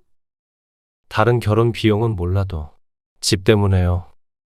요즘 사람들이 집값이 올라 결혼을 못한다는 소리도 심심치 않게 들려오는 때였습니다. 아들이 고민하는 것도 당연한 일이었습니다. 그리고 그건 박 씨 부부도 아들만큼이나 걱정이 되는 바였죠. 아들이 결혼할 때 어느 정도 보태야 할지 알 수 없었습니다. 그쪽 부모님이 하는 만큼 우리도 최대한 맞추려고 생각 중이야. 아, 똑같이요? 아들의 반응이 이상했습니다. 눈치를 보기에 박 씨가 물었습니다. 왜? 그쪽은 어느 정도 생각하신다는데? 그게 혼수만 생각하고 있더라고요. 뭐? 그러면 집은? 딱 얘기는 안 하는데 저희 쪽에서 집은 마련하길 원하는 것 같더라고요. 좀 터놓고 얘기해보지 그랬어. 그 정도까지 생각하진 않았기에 당황스러웠습니다. 몇 번 운을 띄워보긴 했는데요.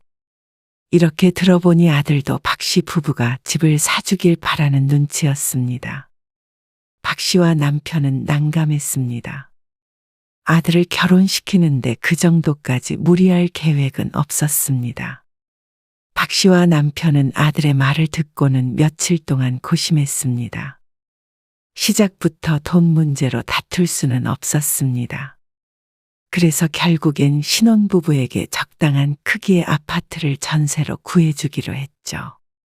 아들은 실망한 눈치를 보였지만 박 씨 부부에게도 그게 최선이었습니다. 박 씨 부부의 노후를 생각하지 않을 수 없었기 때문이었죠. 그 외에 드는 비용은 아들네가 모은 돈으로 해결하라고 말했습니다. 그리고 약 8개월 뒤에 아들 내외는 결혼식을 올렸고 신혼생활을 시작했습니다. 박 씨 부부가 마련해준 집에서 말이죠. 신혼여행에서 돌아온 아들 며느리가 박 씨네 집에 인사를 왔고 박 씨는 기쁜 마음으로 아들 내외를 맞았습니다. 진수성찬을 차려놓고 기다리는 마음이 설레었습니다. 짐 정리도 다 된 거지? 식 올리기 전에 다 했죠. 가구도 다 드린 거지? 사진 보여드렸잖아요. 그래. 좋아 보이더라. 신혼집에 관한 이야기가 오갔습니다. 직장 때문에 박 씨의 집과는 다소 거리가 있었습니다. 그래도 궁금해서 한번 가봤으면 하는 마음이 있었습니다. 그래서 꺼낸 이야기였는데 아들은 언제 한번 와보라는 말은 하지 않았습니다. 짐을 옮긴 지 얼마 되지 않았기 때문에 박 씨도 그러려니 했습니다. 신혼여행에서도 이제 돌아왔으니 나중에 좀 더 안정이 되면 구경시켜주지 않을까 생각했습니다. 아들이 결혼하고 4개월 정도가 됐을 무렵이었습니다. 박 씨는 얼마 전에 자식을 결혼시킨 친구와 통화를 하다가 놀라운 사실을 들었습니다. 아직도 안 가봤다고. 박 씨가 아들네 집에 가본 적이 없다고 하자 친구가 놀랐습니다. 응, 아직 안 가봤는데. 왜? 이상한가? 아들 집 해줬다며. 근데 한번 와보라고 하네? 집 해준 거랑 그게 무슨 상관이야? 있지, 왜 없어? 나는 우리 애 결혼할 때 내가 집 해줬잖아. 그러니까 방 3개 중에서 하나는 내 방으로 주던데? 내가 갈 때마다 쓰라고.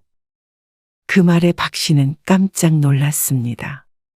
박 씨도 한 번쯤 아들네 집에 가보고는 싶었지만 자꾸 재촉하지 못하는 이유가 요즘엔 또 그러면 안 된다는 말을 하도 많이 들어서였습니다.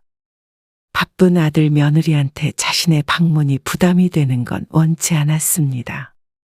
그런데 방 하나를 통째로 내줬다는 말이 충격으로 다가왔습니다. 그리고 그 이유가 집을 사줬기 때문이라니. 간다고 얘기해보지. 전세라도 집 해줬으면 그 정도는 해도 되는 거 아니야? 박 씨는 순간 생각했습니다. 전셋집이라서 그런가. 그러다가 이내 고개를 휘 저었습니다. 아냐? 연락이 오겠지? 친구처럼 집을 해줬다는 이유만으로 너희 집에 가겠다고 말할 생각은 없었습니다. 그래서 여태 초대를 기다리고 있는 것이었습니다. 4개월이면 결혼하고 그리 많은 시간이 흘렀다고 생각하지 않았습니다. 하지만 아들의 초대보다 명절이 다가오는 게 먼저였습니다. 배 터지겠어요. 더 먹지 그래. 그래. 서영이도 더 먹어.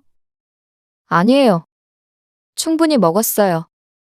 아들 내외가 부른 배를 두드리며 소파에 앉았습니다. 결혼한 지 반년이 넘었는데 처음 보는 아들 며느리 얼굴이었습니다. 박 씨와 남편은 아들 내외가 편히 쉴 수 있도록 신경 썼습니다. 명절 전날 저녁에 시간 맞춰서 밥상도 차려놓고 기다렸습니다. 이부자리도 봐놨으니까 여기서 자. 아들이 학생 때 쓰던 방에 있던 침대도 아들이 결혼하며 큰 사이즈로 바꿔서 설치해놨습니다. 이불이나 베개도 이불 가게에서 좋은 것으로 샀는데 일주일 전에 세탁해서 깔아두었습니다. 앞으로 오면 둘이서 이 방 써. 박 씨도 남편도 다소 들뜬 상태였습니다. 아들이 결혼하고 나서 처음 오기도 했고 며느리라는 새로운 가족이 생겼으니 기분이 남달랐습니다. 그리고 다음 날 아침에 함께 식사를 하고 일찍 아들네가 자리를 뜨기 전에 박 씨가 슬쩍 운을 띄워보았습니다. 너희 어떻게 사는지 궁금하다. 저희 사는 거요? 그래. 뭐, 다 똑같죠. 그래도 집들이라도 한번 해야 하는 거 아니야? 그러자 아들이 며느리를 힐끔 쳐다보았습니다. 며느리는 그런 아들 쪽은 쳐다보지 않으며 차만 홀짝거렸습니다. 하지만 건너편의 움직임이 눈에 띄었습니다. 테이블 밑으로 며느리가 아들을 툭 치는 게 보였습니다. 조심스럽고 은밀하게 했다고 생각하는 모양이었지만 박 씨의 눈에는 아주 잘 보였죠. 그러자 아들이 박 씨에게 뒤늦게 대답했습니다. 아, 둘 다 바빠서요. 맞벌이 하느라 바쁜 건 알고 있는데 그렇다고 하루도 시간을 못 뺄까 싶었습니다. 서영이도 자주 출장 가기도 하고요. 그것도 그렇다고 매주 출장을 가는 것도 아닐 텐데 빈말로라도 한번 오라는 소리를 하지 않았습니다. 아무튼 이래저래 바쁘네요. 그러자 슬슬 느껴졌습니다. 박 씨 부부의 방문을 반기지 않는구나 생각했습니다. 거리도 먼데요. 뭐, 어떻게 사는지 궁금하시면 사진 보내드릴게요. 그 말에 서운하지 않을 순 없었습니다. 집의 구조나 인테리어 같은 것이 궁금할 리가 없었습니다. 그 김에 아들 며느리 얼굴도 보고 싶었던 건데 박 씨는 쓸쓸한 웃음을 감추며 찻잔을 입가로 가져왔습니다. 자주 갈 계획은 없었지만 그래도 한 번은 갈 줄 알았던 아들의 집이었지만 안 가는 게 서로에게 좋을 것 같았습니다. 그저 하는 아들 며느리 귀찮게 하지 말자고 생각하고 말았습니다. 흔쾌한 초대가 아니라면 박 씨 또한 아들네 집에 간다고 기쁘지 않을 것 같았죠. 그러고 보면 우리 애는 딸이라 그런가 보다. 집을 사줬더니 자식이 방을 만들어줬다는 친구였습니다. 그때 고개를 갸웃했지만 생각해보니 친구의 말처럼 딸이라 그런 것 같기도 했습니다. 주위 사람들 중에서 자식들과 잘 지내는 경우를 보면 대부분 딸 가진 부모들이었습니다. 괜히 딸 둘이면 금메달이란 소리가 떠도는 게 아니었습니다. 그러게 딸 하나 낳지 그랬어. 며느리 입장에서는 시부모 오는 게 좋겠어? 생각해보면 나도 싫다. 예. 그 말이 어쩐지 며느리가 내뱉은 말처럼 박 씨를 쿡 찌르는 듯 했습니다. 정작 며느리는 입도 뻥끗하지 않았는데 말이죠. 아무래도 며느리의 오랜 적은 시부모이기 때문일까. 하지만 그렇다기에는 박 씨는 며느리와의 교류가 거의 없었습니다. 결혼하고 나서 전화통화 한 번도 한 적이 없을 정도였습니다. 박 씨는 언제든 며느리와 가까워지고 싶었지만 혹시나 불편할까 싶어서 먼저 다가가지 못했습니다. 자신이 너무 소심한가 생각됐지만 며느리를 힘들게 하는 시어머니가 되고 싶은 마음은 추호도 없었습니다. 박 씨는 친구와 통화하고 나서 그냥 이 상황을 받아들이자 싶었습니다.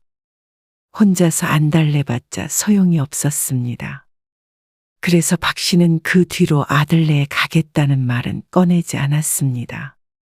그러니 아들네도 굳이 오라는 소리는 하지 않았습니다. 명절이나 되면 박 씨의 집에 아들네가 찾아왔는데 그걸로 만족하자 싶었습니다. 그러다가 아들이 1년간 해외에서 근무하게 되었습니다. 서영이 이번 명절에는 사돈네만 간대지? 네. 저도 없는데 좀 그렇잖아요. 그래, 알았어. 너도 밥 잘 챙겨 먹고 잘 먹고 있어요. 고생이 많다. 아니에요. 금방 돌아가는데요, 뭘. 미국에 있는 아들과 통화를 하고 나서 박 씨는 한숨을 쉬었습니다.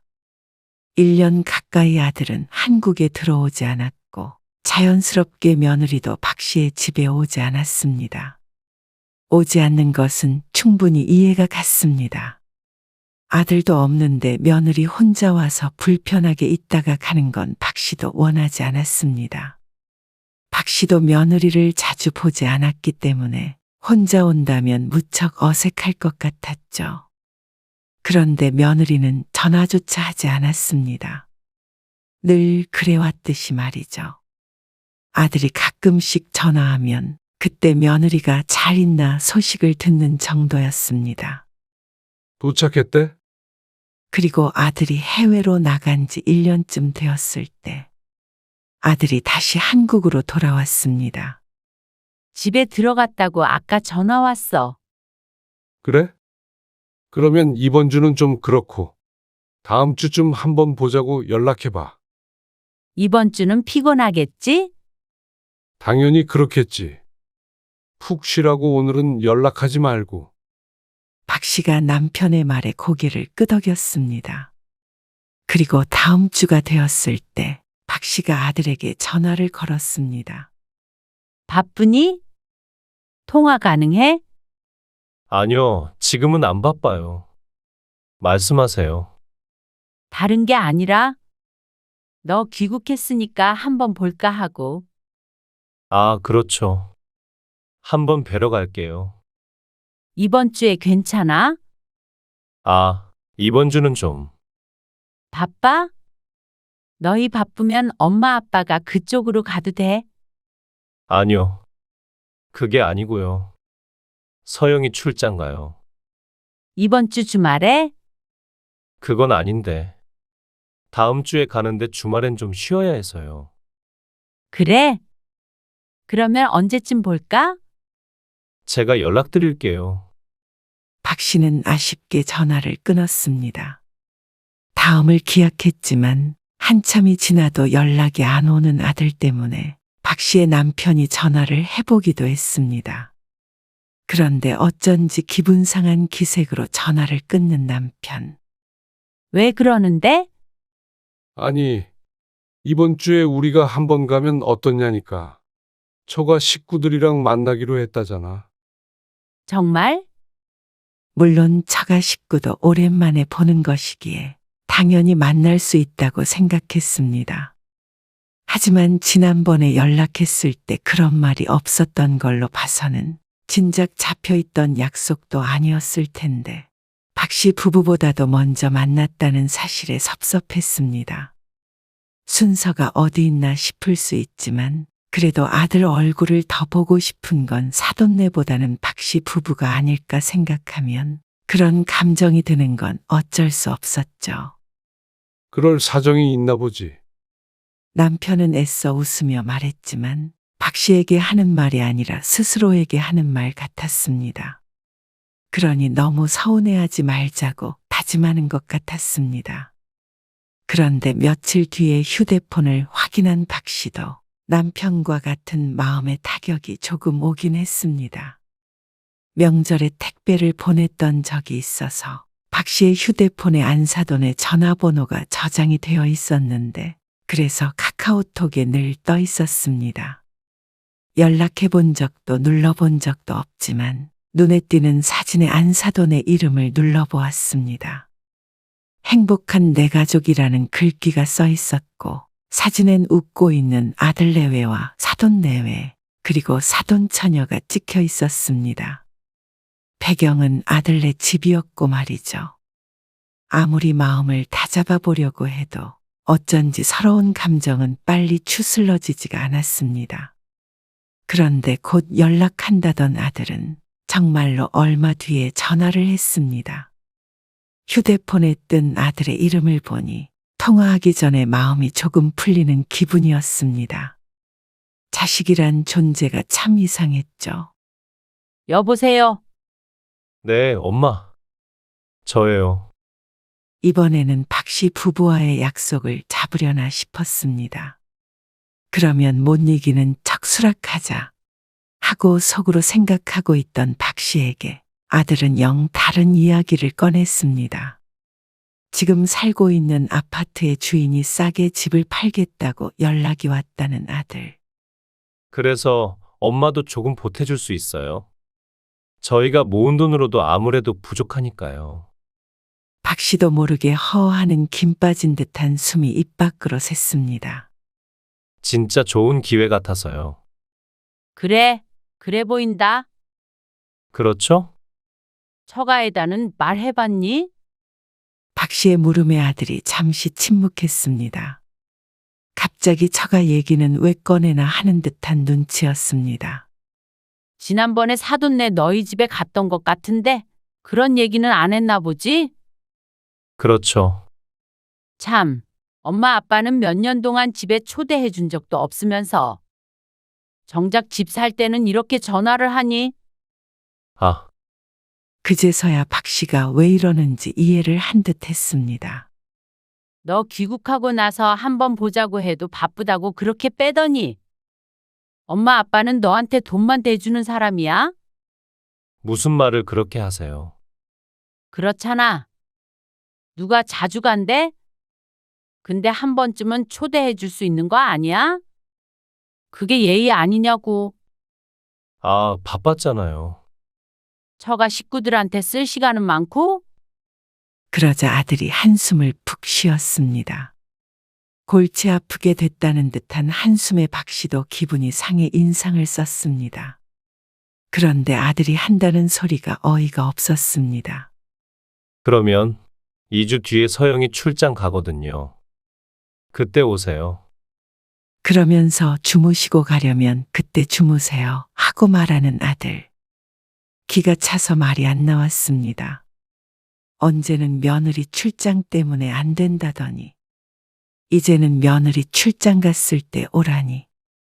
결국엔 이러니 저러니 해도 박 씨 부부의 방문이 달갑지 않은 게 뻔했습니다. 왜? 서영이가 우리는 집으로 부르지 말래? 아, 그게 아니고요. 그냥 불편할까봐 그런 거죠. 불편? 초대라도 해보고 그런 얘기를 해. 너희는 우리 집에 편히 와서 밥도 먹고 자고 가기도 하는데 그게 엄마 아빠도 편하기만 한 줄 알아? 그래도 가족이니까 그렇게 오가고 하는 거 아니야? 아들이라고는 너 하나밖에 없는데 말이야. 쏟아내는 박 씨의 말에 아들도 화가 난 듯 대꾸했습니다. 왜 그렇게 오고 싶으신 건데요? 참, 왜? 사진이라도 보내주게? 누가 그런 거 궁금하대?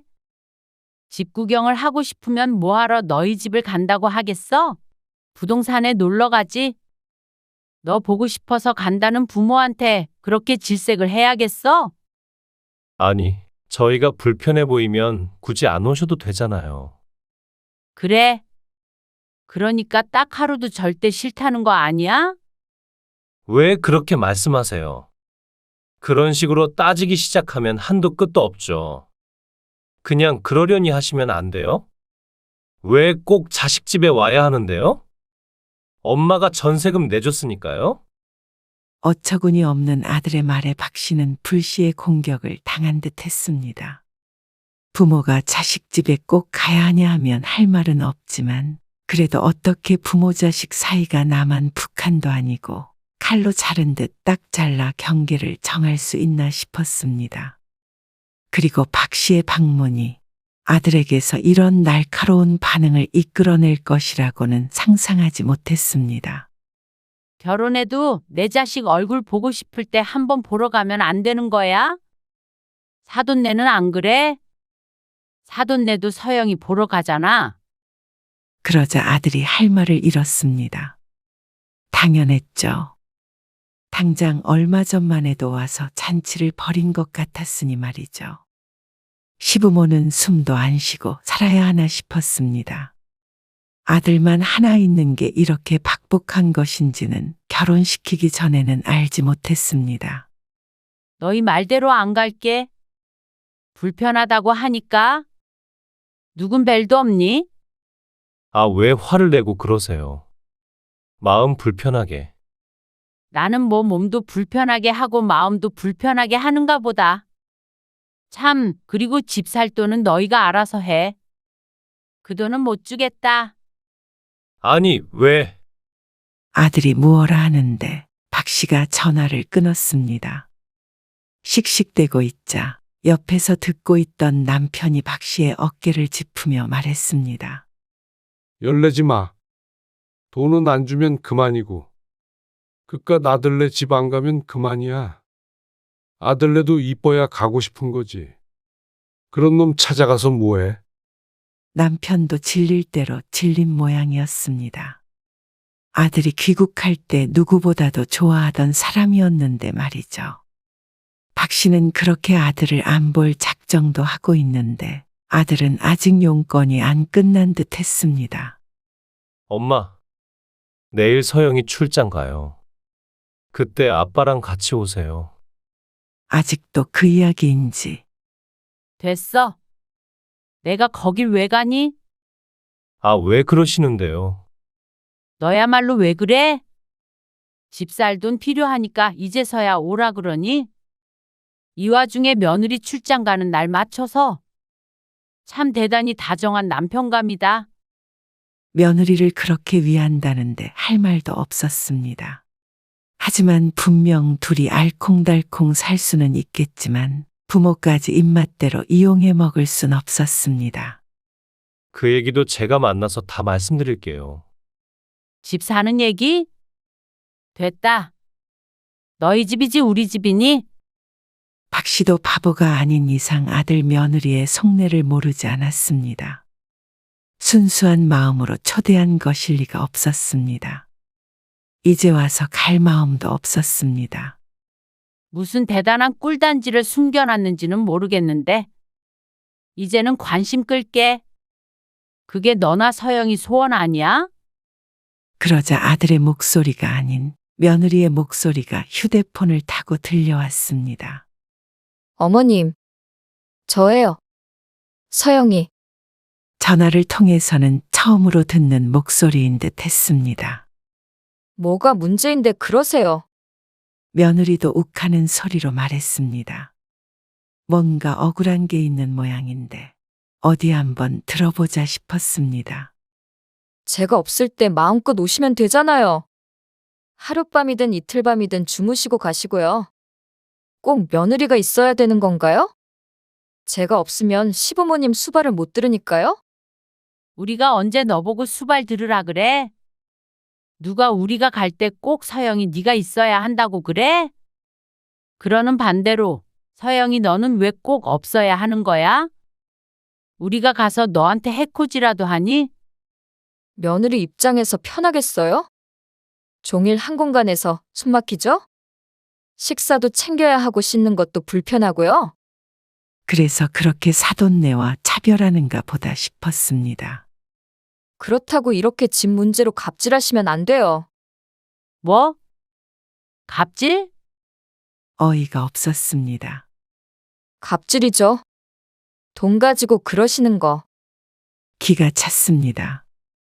전셋집을 해준 것 가지고 아들 며느리를 마음대로 휘두르려고 했다면 모를까. 박 씨는 그런 생각조차 해본 적이 없었습니다. 그저 며느리는 서운해서 돈을 안 주겠다는 게 갑질이 아니고 뭐냐며 따졌습니다.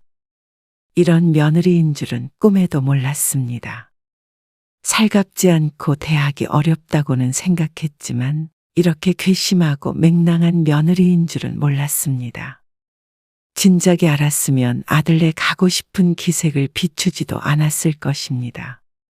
이제야 안 게 불행인지 아니면 다행인지는 모르겠지만 중요한 건 앞으로는 그럴 일이 절대 없는 것이었습니다. 너 갑질이 뭔지 모르는구나. 갑질은 너희 지금 내 마음에 안 들었으니까 줬던 거 내놔라 하는 게 갑질이야. 근데 너희가 갑질이라고 하니까 어쩔 수 없네. 너희 집 얻은 전세금 도로 내놔. 그거 받아야 내가 덜 억울하겠다. 돌려받고 뒤에서 갑질이네 어쩌네 해야 억울하지 않았습니다. 그걸 돌려달라고요? 왜? 너희가 말한 갑질 좀 해보려는데. 그리고 내 주머니에 있는 돈은 내 거니까 갑질이고 뭐고 해당도 안 되겠지? 집을 사든 팔든 절대로 한 푼이라도 받아갈 생각 마라. 그리고 잘 됐다. 안 그래도 세금 아까운데 너희한테 돈 남기고 세금 주느니 우리 재산은 우리가 다 쓰고 죽는 게 현명하겠어. 정말 너무하신 거 아니에요? 어쩌겠니? 갑질하는 시부모가 생각하는 게 그렇지 뭐. 출장 잘 다녀와라. 많이 다녀와서 돈 많이 벌어서 새로 집 구해야지. 며느리는 당황했고 전화는 다시 아들에게로 넘어갔습니다. 아, 엄마. 왜 그러세요? 전세금을 어떻게 돌려줘요? 너는 또 해외를 가든 말든 아무튼 간에 둘이 행복하게 돈 많이 벌고 살아. 다시는 엄마 아빠 집에도 올 생각 말고. 그렇게 전화를 끊어버리자 아들에게서 전화가 다시 걸려왔습니다. 그 전화를 받지 않으니 주말이 되어 박 씨의 집에도 찾아왔죠. 나도 내 집에 너 들이기 싫어. 그러니까 찾아오지 마라. 한 발짝도 못 들이게 하고 문전박대했습니다. 아들의 표정이 일그러졌지만 그 모습도 꼴보기가 싫었습니다. 그리고 전세금은 한 달 안에 입금해.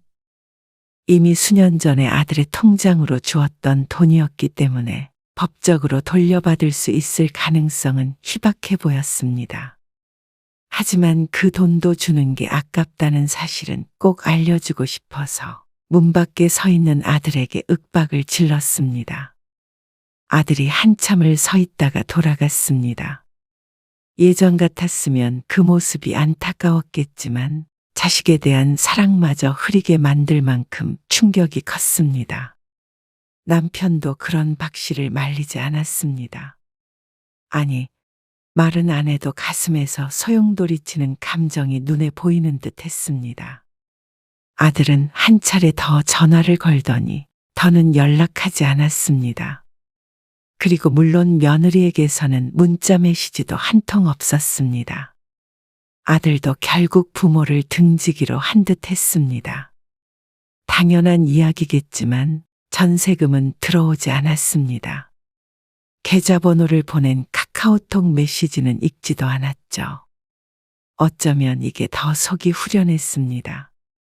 아들 결혼할 때까지 부모 역할은 충분히 했으니 오히려 미련이 남지 않았습니다. 앞으로 아들의 삶에 있어서 박 씨 부부의 책임은 전혀 남지 않은 것 같아서 차라리 잘 됐다 싶었습니다. 한 달 뒤에 박 씨도 남편도 휴대폰 번호를 바꿔버렸습니다. 나중에 원망하는 연락 혹은 잘못했네 어쨌네 하는 연락조차 받고 싶지 않았기 때문입니다. 어쩌면 아들은 집에 초대 좀 안 했다고 이렇게까지 하나하는 생각을 가지고 있을 수도 있었습니다. 실제로 찾아와서는 그런 이야기도 몇 마디 내뱉었으니 말이죠. 박 씨는 이미 했던 얘기를 구구절절 되풀이하는 것도 입이 아팠습니다. 스스로 깨닫는 날이 오겠지만 그날이 이르게 올지 아니면 너무 늦게 올지 누구도 알 수 없었습니다.